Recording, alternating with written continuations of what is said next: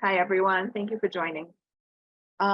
This class is going to be somewhat of a continuation of the previous class that we had last week. And I want to say that this class is going to be in memory of my mother-in-law, Lina, that her Arayat is going to be, God willing, next week on Thursday, but it will be Erev Shavuot, so Thursday evening. We're not going to be having a class.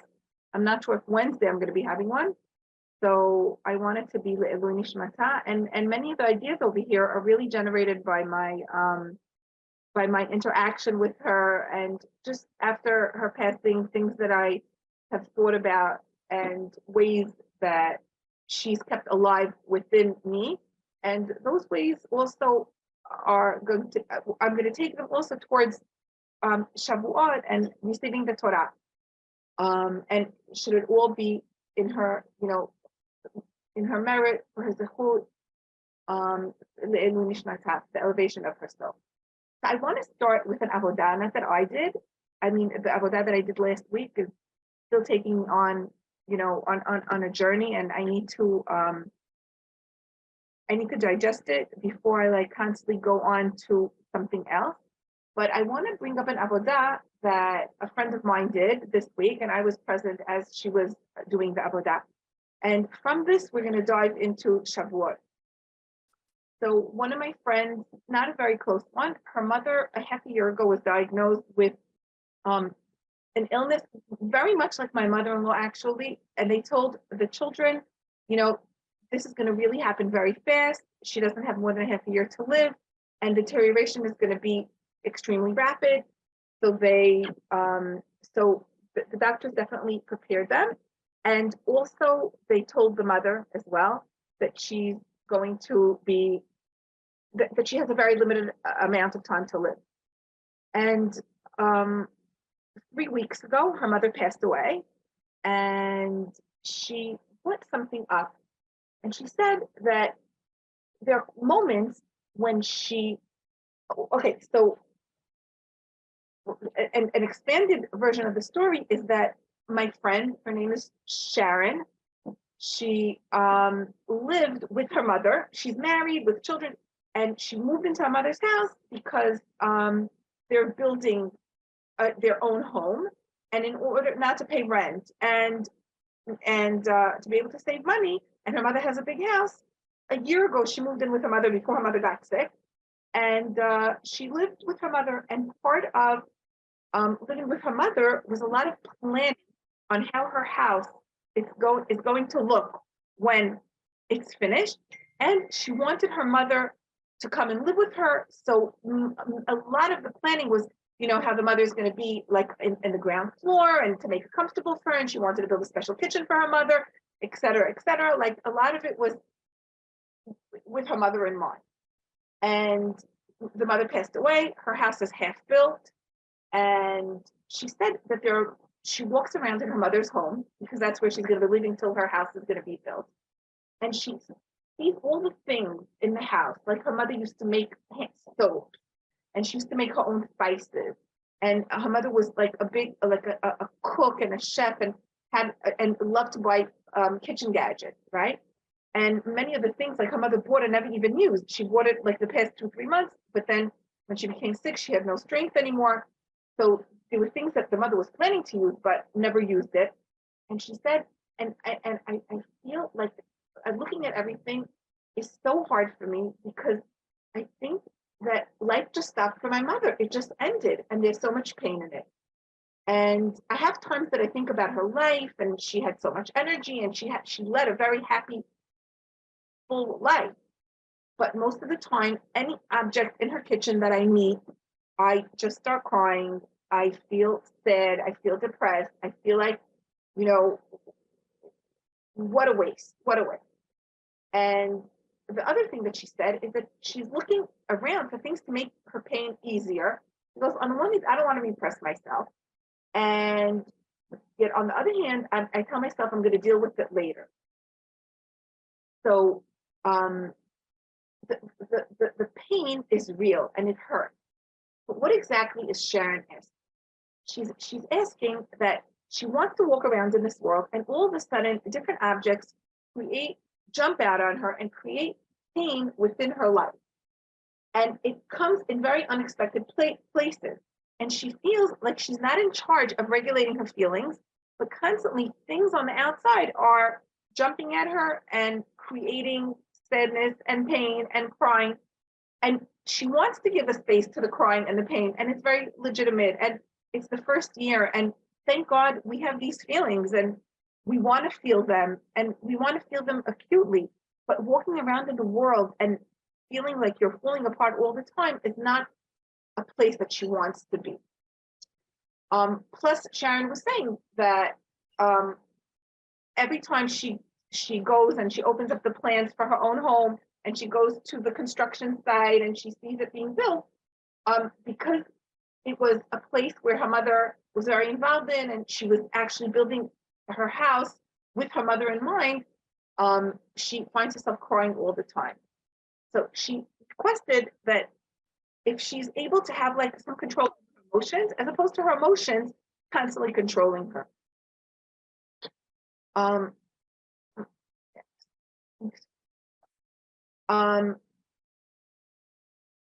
Okay, so as I said, the ability to feel is very precious, and it's amazing and powerful. And it means like we're experiencing life to the fullest. So I asked Sharon, what sentence do you have in your head when you see all your mother's objects? And she said, the sentence I have in my head is, why isn't she here?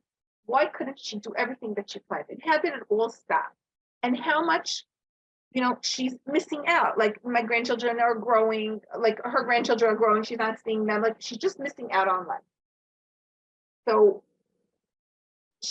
I asked her, like, is it painful for you, or do you feel pain for her? Like, what pain are you feeling over here? And she said, it's painful for me for both. For her, that she's missing out, and for me that I'm missing out. And she said, it's just a chaval. In Hebrew, chaval, it's just like a shame. So, I was telling her, you see all the things that your mother had and she never used, right? All the paraphernalia. And you call it a waste, that something was stopped in the middle. And she said, yes. Sharon said, yes, my mother's life was stopped in the middle. That is how I called it. Her life was cut in the middle. And so at this point, when we have the sentence, we need to delve into the sentence and look at it. Because you're basically saying, like, how in the world did this happen? Like, I want my mother to live till she's 120, and she's 60 now. Half her life she didn't live. How in the world did this happen? It's like us going to work, and the money goes into the account, and every month we go, how in the world was this money spent? Like, where did it go to? Now, if we were to take a higher view of where the money went to, we could look at it from a higher point of view and say, you know what, we spent the money on food for Shabbat, and we gave it for tuition for our children, and we paid the mortgage on our house. And then we don't say, where did the money go for? It's a waste. It's such a shame. But we say, like I was telling Sharon, you need to say that your mother's life there's a higher level to look at your mother's life. And we need to understand that there are two worlds that we are in. And those two worlds are very different. We have the very technical world, the physical world. We go and we give and we take, and there's actions that we do. We decide to buy and to decorate our home, and, to go to to do our hair and to take care of everything, all the physical things that we take care of in this world. And I call that the surface world. That's the world on the surface. And just like in the ocean, when we see the waves and there's a surface, but when we go underneath, there's a whole new world out there.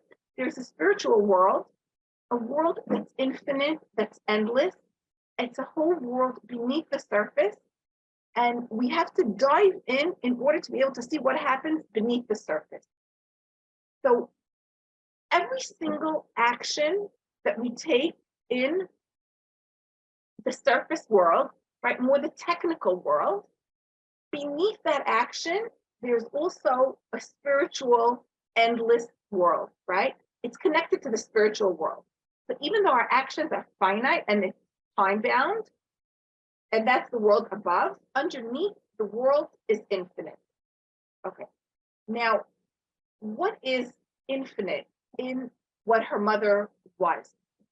Now, we're going to dive into who her mother was, and we need to realize that, like, let's say all her mother's food that she cooked, it actually, like, you cook it and you make it and then it's gone and it's finished. It's on the surface. However, there was something in her mother's cooking that there was an endless quality to it. And that was her mother cooked to bring people together, to create a bonding of togetherness within the family. And that is endless. That idea is an idea that is from the spiritual world.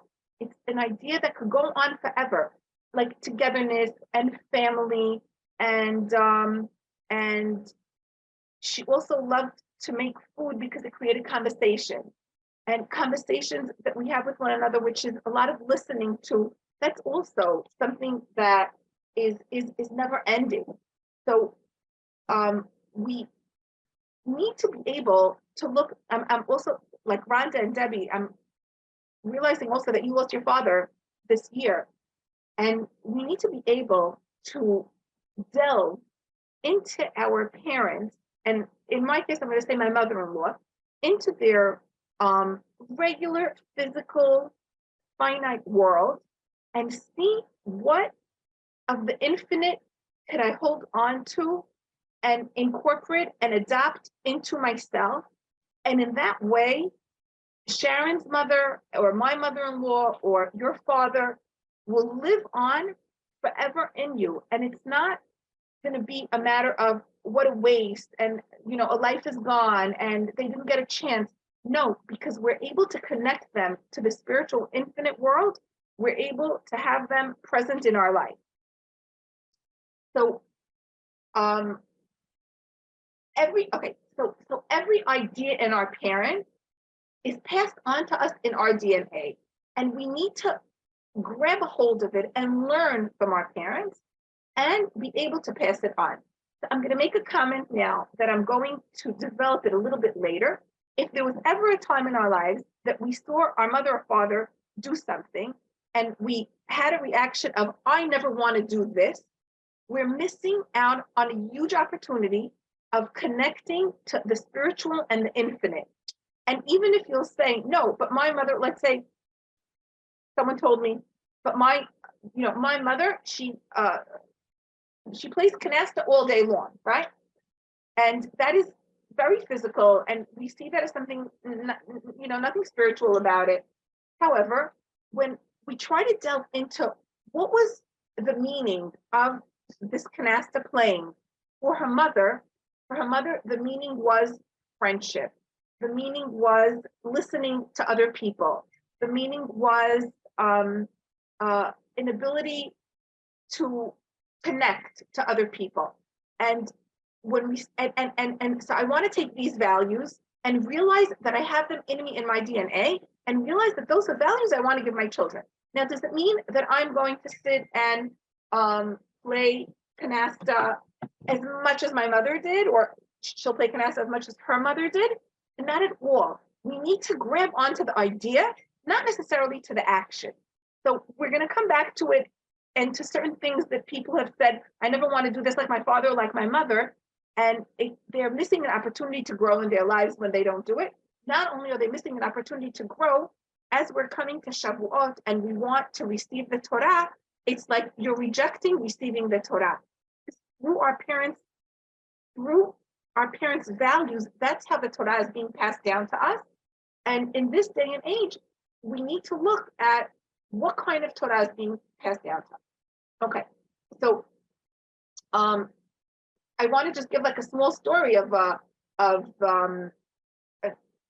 also like another woman that I know. She and her husband, her mother-in-law passed away as well, and it turned out that her mother-in-law, who was a Holocaust survivor with her father-in-law, they came to Israel, and it happened that her parents, before the Holocaust, they wanted to leave, and they decided to send all their things to Israel before they leave, so that the things, everything is going to be there when they come. So they sent a huge container to Israel, and when it got here,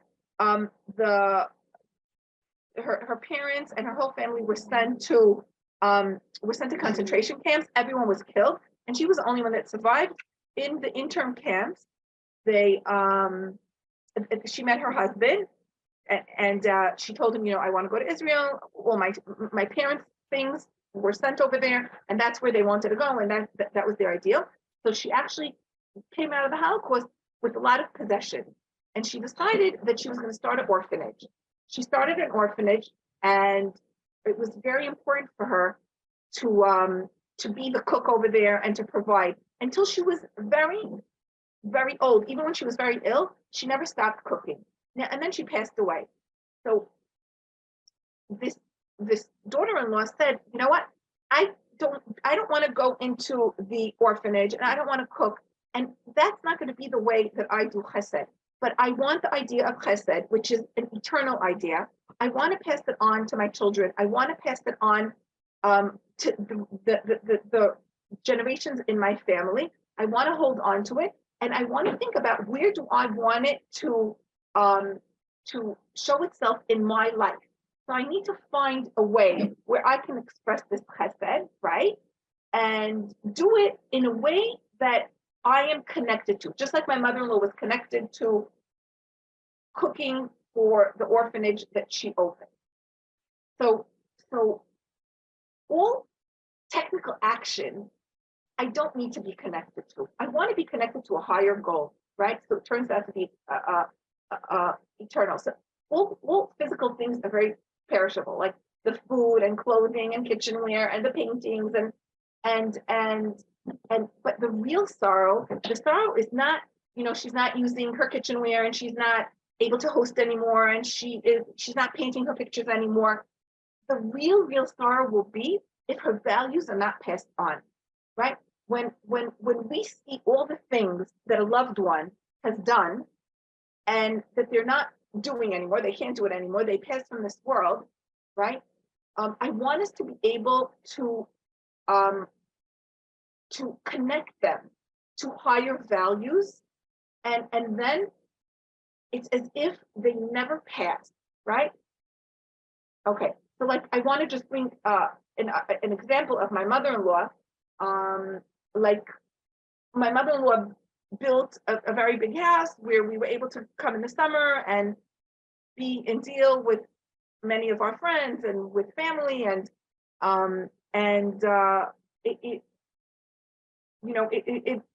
it gave my children like the best summers of their life, summers that they still remember now, that they yearn for, that they wish they had, that they wish we could create something like a big house in Israel to be able to go to in the summer, etc. Now, my mother-in-law passed away, and the house is sold, and my father-in-law is not here with us as well either.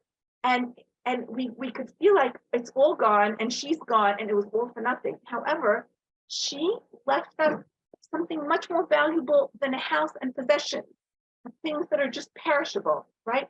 Because she built the house for us to bring us together, for us to be able to express family. It was very important for that there would be a place where our talents and creativity could come forth without any kind of, like my mother-in-law was very not judgmental, right? And the togetherness and the love, and I remember her saying something. This was a huge value of my mother-in-law. She loved that here we were like a religious family, well, my son's like wearing tzitzit and kippah and whatever. And then there was a sister-in-law that dressed not so modest. And then there was someone else that, had their different way, but we were all able to live together in one house. That is a huge value that, the house finished. I'm never going to walk down Stratford anymore. And my mother-in-law is not here. She's, earth. She's earth now, but her eternal values reside within us. And that is Torah. Torah is eternal. And what we are trying to do is in these 49 days that we've had between Pesach and Shavuot is next year, we're trying to internalize this Torah. So internalizing this Torah means grabbing the neshama of everything physical, and knowing that after 120 years, that's a very limited amount of time. The physical is going to stop, and that's the smallest part of us, right? And I want to connect to the eternal. Right? So I want us to be able to think every action that I take, what is the value behind the action that I take? What are the messages that I want to pass on to further generations? So I was telling my friend Sharon that the first year is really a year when we process the pain. And we try to understand, we need to realize that part of our agenda on the first year is to be able to feel the pain and process it. However, it's a little bit like having a junk drawer in our house that every time we pass it, we're like cringing and thinking, oh my God, I have to clean out that drawer, right? So I want us to be able not to call the drawer, there's a drawer called "Her Life Got Finished in the Middle." I want to be able to take this memory drawer and empty it out and use this year. I mean, I want Sharon to do that. Use this year to organize memories that she had and call the drawer a woman who lived life to the fullest, that had a life filled with values. That's the name of the drawer. The woman who had values that she wants to give over to her grandchildren. And just like we have this jumbled drawer and we take everything out and we define what the drawer is and only put in what it is, it's really healthy to start writing out memories so that they'll be in order. And with the memories, we write out the values, and we end up realizing that the person who passed on is very much alive within us, within our family, within our day-to-day life, with everything that we approach to do, we could incorporate that person who passed into our life. Okay, so now we're going to connect all this to the journey that we're taking from Pesach to Shavuot. We've been on this journey for the past 40 days now. We have another week, more than 40 days actually. We have another week, and Shavuot will be here. Now, in the middle of the Omer, we have a break, and the Omer breaks on Lag BaOmer, the 33rd day of the Omer like becomes split. So there's the 32 days, and then there's the 33rd day, and then there's the rest of the days. It divides into 32 days and 17 days. Now, 32 in Hebrew is Lamed Bet, which is Lev, right? The first 32 words is Lev, and then the 17 days that come after comes out to the word of Tov, right? And we are on a journey of trying to acquire a Lev Tov, a good heart, a good heart. How do we acquire a good heart? So I want to go, first of all, I want to say that this is something that I do know about. Wow, Debbie and Rhonda, this was not meant at all. Like it's coming out just because I realized that this class is memory of my mother-in-law, but also that your father, this is the year of his passing. I just want to say about both of them, and that a Lev Tov was something that they both had in abundance. It was the ability of my mother-in-law. I don't know your father. I just know he was like a good-hearted man. But I just know from my mother-in-law, she was able to look at things outside of her that other people could have interpreted as negative or as not a Lev Tov, like a Lev. And she had always a Tov to be able to say about it. So I want to now learn a little bit about how do we go about acquiring this Lev Tov. So I will start with the story of Rabbi Shimon Bar Yochai. That is, I'm not going to say it because it's a story that's very well known, but he, because he said about the Romans that they're very, that they have a whole system of, it's all self-interest, they want to make money and taxes, and that's why they did what they did.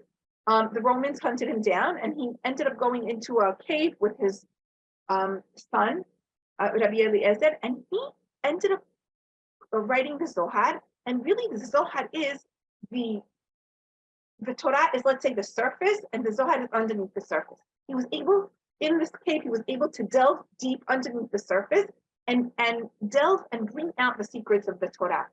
Now, after 12 years, he comes out and he sees a man plowing the field, and he was so shocked by the fact that people are doing mundane physical acts that have no connection to eternity, that he just looked at the guy, and the guy like burst into flames and died. And God immediately told him, please go back to the cave. I did not bring you here to burn my world, to eradicate my world, to incinerate the world. And Rabbi Shimon goes back in, and then he comes back out after a year. And they say, when he comes back after a year, what would we expect? We would expect for him to see a man plowing and him not burning the man. But instead, the story takes a whole different direction. The story goes that he sees a man running with two bunches of besamim. And he stopped the man and he said, what are you doing? And the man said, I am going home for Shabbat, and I have two bunches of besamim. One is for Shamor, one is for Zachor. We're told about the Shabbat, to keep it and to remember it. And I want to have a beautiful smell in my house. And then Rabbi Shimon said, he praised, Am Yisrael, wow, how they keep the Torah so beautiful. Now, what did Rabbi Shimon Bar Yochai do? He decided that he wanted his eyes and heart to see only the Torah. He realized that by the way that he looks at things, you can either burn it or you can either elevate it. And he decided that he, the second time, was gonna have a lev tov. And part of having a lev tov is when we see something, we could ask questions about it. Like, what's the meaning of this? What are you doing? Right? Because looking at the surface is you just see a guy running with some plants and.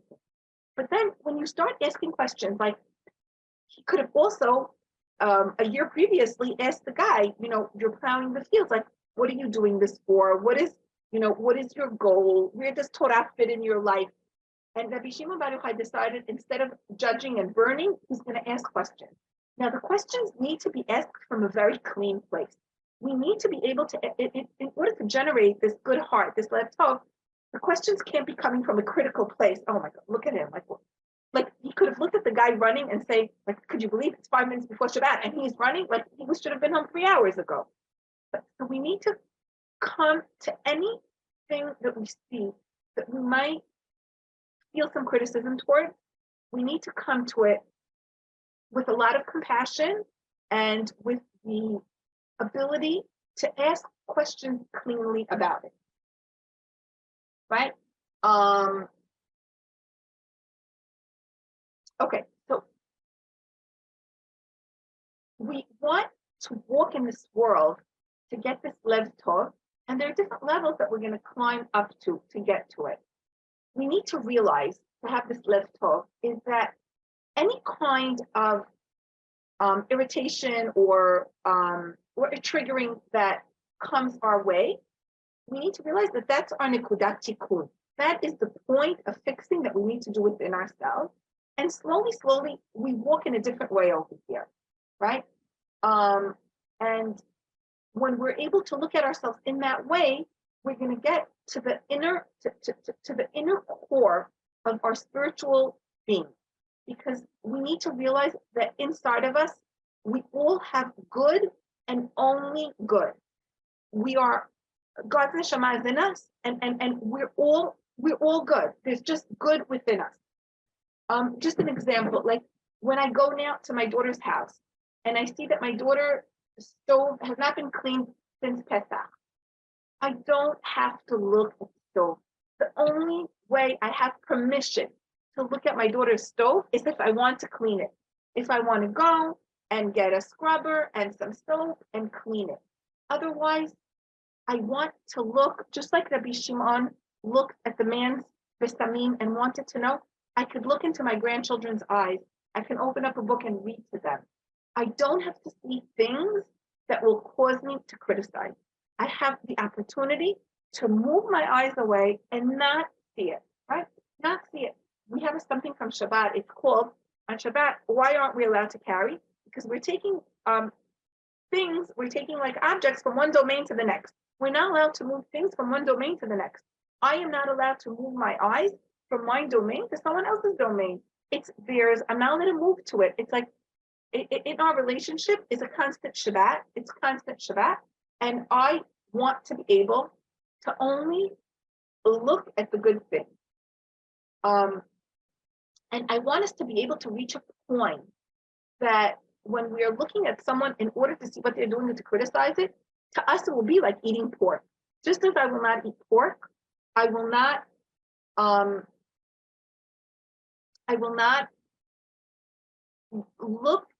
want anything from anyone or look to criticize anyone. So as we continue doing it, we will realize that we need to like constantly separate ourselves. And when I say separate, I don't mean not to have them in our lives and not to talk to them. It means that we need to really know that there's a separation between me and the other person. And just as I live my life in a certain way, they're doing that as well. And just as I have very good reasons for what I do, they have their good reasons for what they do. And if something is hard for me, just to decide not to look. Now, my feelings will always go according to the sentences I have in my head. Just like my friend Sharon, if the sentence in her head would be, if the sentence of half my mother's life was wasted, half of it she didn't live, all her things, and she's gone from this world, and it's such a shame because there was so much more she could have done here, right? Those sentences will bring about a lot of sadness and a lot of like emotions of being upset at God or resentful or whatever. Or she could really in her head have different sentences. My mother led a full life. My mother had values that she passed on to us. My mother will live forever through us, right?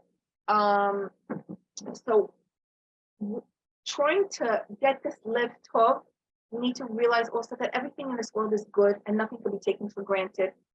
And if we do that, as I get older, our world will be filled more and more with light. Now, I want to tell you about two different criticisms that I had, and what are we supposed to do with the criticism that we have?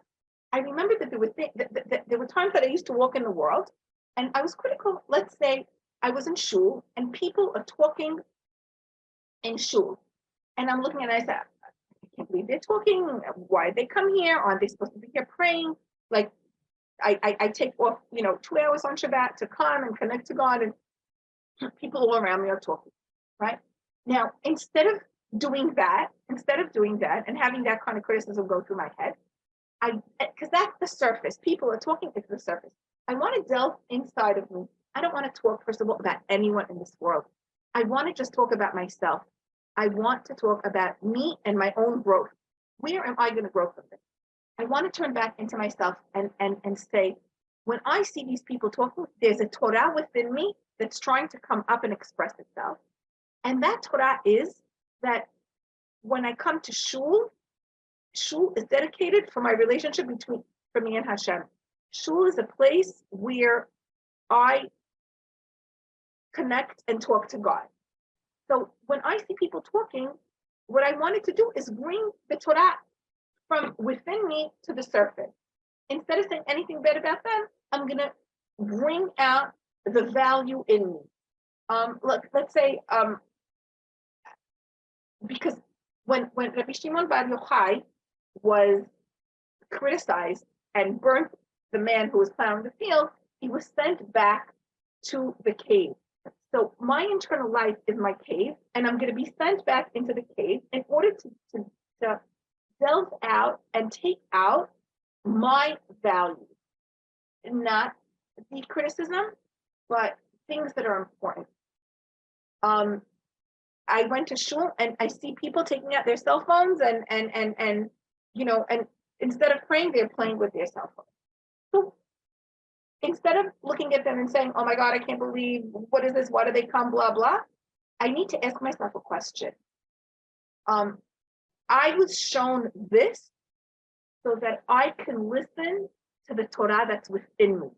And I need to ask myself, what does this Torah build within me? So the Torah within me is I don't talk in shul, and I have an awe of the holy, right? I have kavod to the holiness, which is why I don't bring my cell phone to shul, because I have, when I go on every day, not on Shabbat. Shabbat, of course, I don't bring it, but on every day I don't bring it. Why? Because I have kavod for the holiness of the shul. So these people are actually just an opportunity for me to dive inside my cave, to rediscover my Torah, and to realize that that my Torah wants to come out. Also, there's another Torah that I have in me, that we don't mix Kodesh and Chol. We don't mix the holiness and the mundane together, which is why I don't bring the phone to shul. So that Torah is able to rise within me and become stronger, become more internalized. So anytime we see any type of opportunity to criticize, we will be like Rabbi Shimon Bar Yochai, dive inside, find the Torah, and realize that it is what we, at this current time in our lives, need to be reminded. Now we're on this journey from slavery to Exodus to freedom, and we're taking steps to receiving the Torah. So first of all, when we don't criticize, it is such a freedom in our mind. It is a step towards the Lev Tov, the good heart, the Tov. We're in the days now of the Tov. These days now between Lag BaOmer and Shavuot, it's the 12 days, the 17 days, which is the Tov. And now there are two different ways to receive the Torah. One is there's a surface way and there's an underneath way. So one is to keep the mitzvot, to learn the Torah, and to learn the values of the Torah, which is very, very important. And then there's another way for us to get the Torah, and that is to discover the Torah within us. How do we discover the Torah within us? And I want to now talk about our relationships. In our relationships, we tend to fall into the technical. Should I buy this? Shouldn't I buy this? To go or not to go? How long? What for? How much does it cost? How much doesn't it cost? I have a friend that, when she calls me, is like, I didn't sleep last night. And my stomach hurts me, and I, and like a whole litany of surface, right? Technical. But how long could my husband and I, or my friend and I, hold on to these kind of technical conversations without feeling like, oh, how much more do I have to hear this? And there's just a feeling of constriction that comes with it. It usually takes us 5 to 10 minutes until we start feeling it, but we can't listen to this thing. So how could it be that we're talking with someone, I'm talking to my friend, and I'm bothered what's being said between us. I'm asking, what is a relationship? A relationship is a connection. And how do we create that connection? A student of mine told me that there was a family event, and she, wanted to make a salad and a dip and a cake. And her husband told her, like, why are you making all these things? It's so not necessary. Why every event that we go to, you're making something and it's just like not necessary. And this woman goes to me, what does he care? This is what I want to do. Like, what is it to him that I want to make things? None of his business. Or another friend of mine was going out with a guy, and he's telling her all the time, like, this clothes that you wore, I don't like. The other thing I like better. Why don't you wear this? Why don't you buy here? Why don't you buy there? Okay, another. And another friend of mine was saying that her husband wants to buy a car, and he's constantly talking with her, should I buy a new car or a used car? Should it be this car or that car? Is it new? Is it used? Is it what's more worth it? What could we afford? Okay. Now, what happens in these conversations? People tell us something, and first of all, usually people talk a lot because they feel stressed about these things, and it's their way to like unload the stress, right? So we need to first understand that all this kind of talking is the surface world. It's the surface world. And underneath what these people are saying, there's something eternal and internal. There's an internal world and an eternal world. when, let's say a husband is asking, should I buy, shouldn't I buy? It could be that he's asking, do I deserve a new car, or am I a deserving person? Do I deserve a new car, or should I just get an old car because I'm not a deserving person? And trying to delve into whether you're deserving or not deserving, that is something that's eternal. That's eternal. That you start to think about, do we deserve anything in life? Why do I feel like I deserve or not deserve? Does it come to like, you know, inanimate object, et cetera, et cetera. And there a person is able to meet himself, his inner self. And that's what I call meeting with the inner Torah. The same with this woman who her husband was telling her, don't make a cake. You could do whatever you want. You can make the cakes and the salad and whatever. But the husband, if you start delving into what the husband is trying to tell her, when she went back to her husband and she asked him, like, why are you telling me not to make? Like, what's behind it? What's your Torah? What's important? Why is this important to you? It turns out that he was saying, instead of this technical, kind of a thing, is he was trying to say, I'm just trying to remember. There was something very powerful that he was trying to say. Oh, he was saying, you don't have to feel that you need to justify your existence by bringing things. In other words, you need to know that who you are is very valuable and important. And whether you bring it or not bring it, it doesn't take away from your value. He was trying to also say that it's possible to go and bring one thing and it's totally okay, because our happiness doesn't depend on how much we have. Our happiness depends on what we have inside. It doesn't depend on the salad and the cake and the dip that you're going to bring. Your happiness depends on what you have inside. Now, that is a value that we need to grab onto and we need to incorporate into our life. And I'm not saying, not to do what you wanted to do, but what I'm saying is I want us to bring the conversations that we have to a more Torah level, more in depth, because by that we grab a hold of the eternal.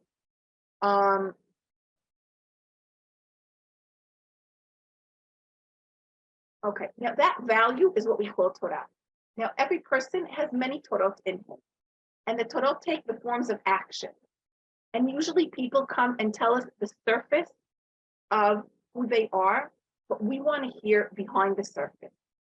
So every day now we're counting down to be people who want to hear the Torah, who want to hear beneath the surface. And the first step that we need to do is never come up with solutions. Like our husband would say, should I buy a new car or an old car? And we'll say, just buy an old car. That's what we could afford. No, we're not going to come up with solutions.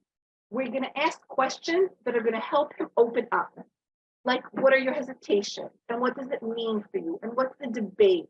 So I want us to be able to get rid of technicalities in our life.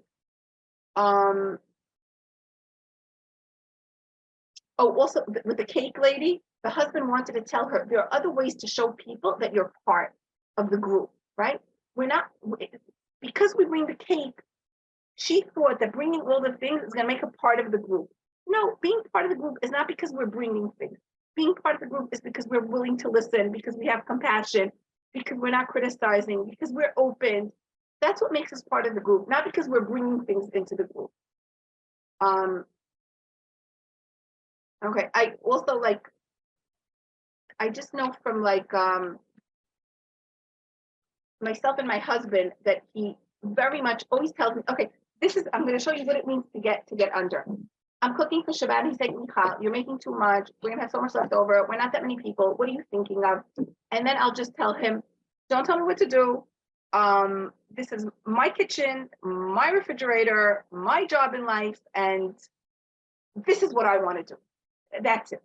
By doing this, I missed out on a huge opportunity to learn my husband's Torah, to learn a Torah that's within him that I need to pass on to my children. Now, when I spoke to my husband about it and tried to go into depth into, what are you really trying to say? What he's really trying to say is, even your worth is not dependent on the amount of food that you bring to the table. That's one. And two, even with not such a huge abundance of food on the table, we could have a great Shabbat, we could have good conversations, we could have good connections with our children. Our connection and family are not dependent on the amount of food you're going to put on the table. Because connection and family is not dependent on anything physical. It is, like I said before, dependent on, being able to accept people with a lev tov, being able to see them with a good eye, being able to see beyond, be able to see the beyond. That's what creates the connection. So instead of now, we want to grow that ability to listen to the Torah. And now instead of asking, like, how are you? Like, we ask someone, how are you? And we get a bunch of technical details. I was just, it was just a traffic jam. It took me so long to get here. I slept so little, all of that. We can start asking ourselves and people around us questions like, what strength did I meet within myself today, right? Every day we need to overcome certain, there are things that we need to overcome every single day. There are things that we deal with every single day. And in order to deal with it, we need to develop strength within us. And instead of getting to the technicalities, let's see what strength have we built in us this current day, right? Now, we're women and we're wives, and we need to define ourselves. What comes under the definition of a wife? So first of all, criticism definitely does not come under the definition of a wife, but a wife is someone that is able to turn raw material into something higher. What does it mean? Into something more complex. We're able to take raw material and turn it into something more complex. It's like our husband implants a seed within us, and our body turns it into a child. The seed is the raw, plain material that we couldn't have the child with that, but then the child develops within us. Or our husband brings a bag of seeds, of wheat seeds, and puts it on the table, and we have the ability to take our husband's abundance and turn it into bread, right? So when I talk to my husband, I'm able to, he will give us the raw material. Like, Michal, you're cooking too much stuff, right? That's the raw material. But we need to take that raw material and turn it. Can I ask a question? Sure. Sorry. Could you stop the recording now? Sure. Thank you.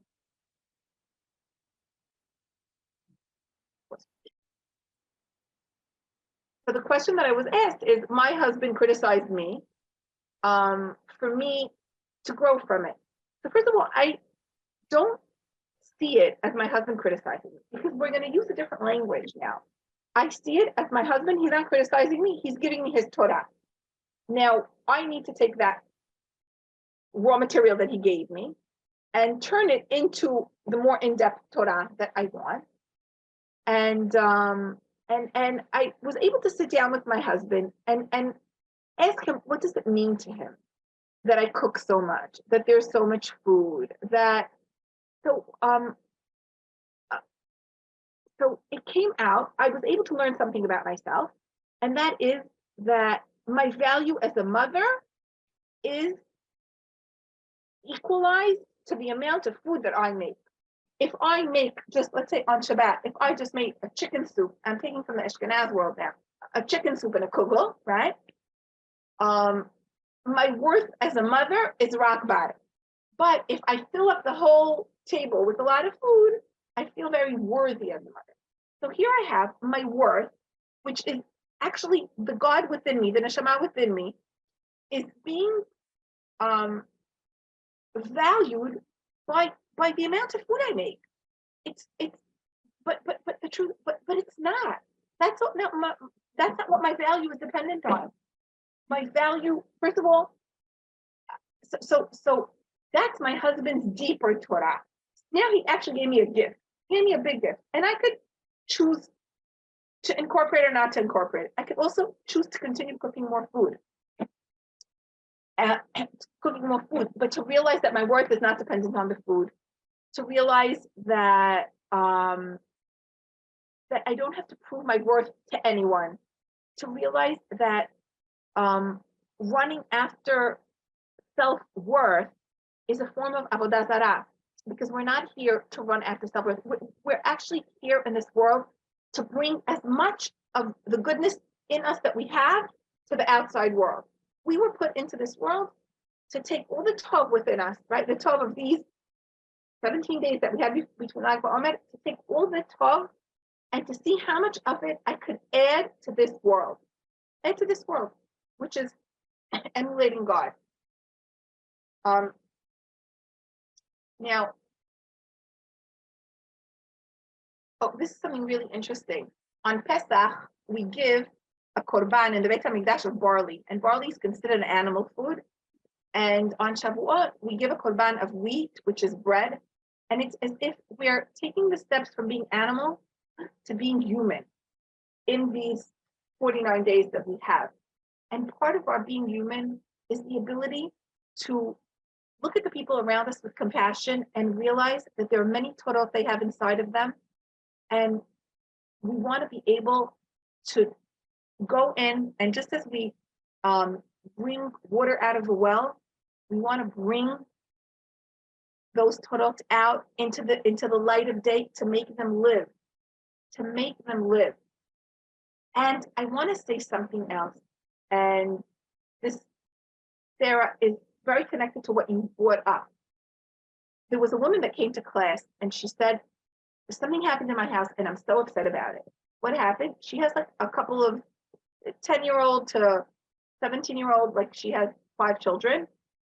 And her husband took a box, like a treasure chest, and he put in it a lot of money, and he put it in the kitchen on the counter, and he told all the children, guys, I want you to know that whenever you need anything, there's money in this box for you to have.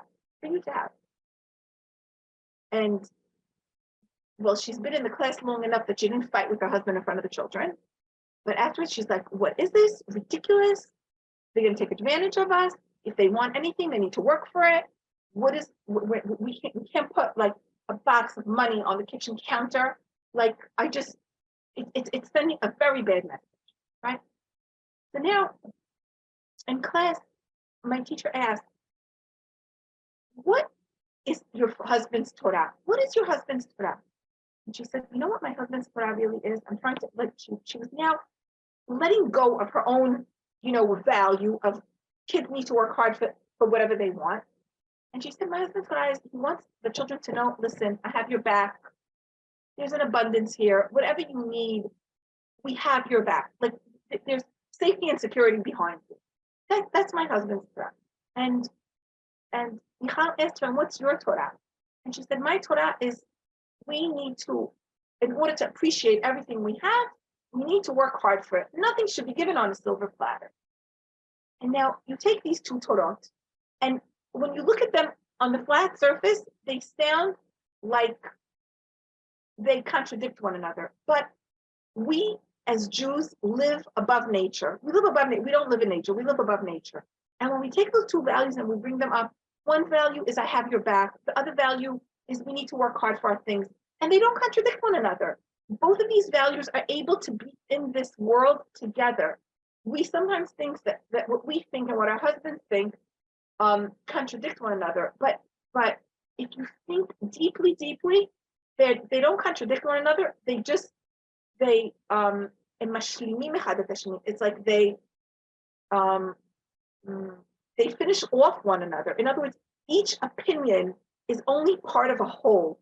They create a certain wholesomeness about them, the two opinions. We want our children, yes, to always feel like we have their back, and we also want them to know that things that are worthwhile need to be worked for.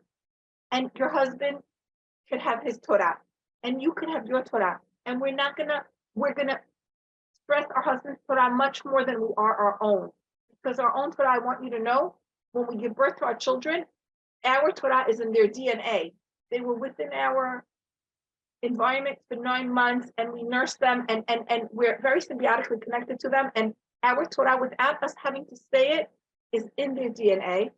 And in order to create healthy, nurtured children, we need to pray for God to open up our minds, to give us wisdom, to be able to delve in beneath the surface, to do a deep dive and grab on to the true value of what my parents are saying or what my husband is saying, and to take that Torah and to spread it, and to know that from that food, our children are going to be nourished and sustained.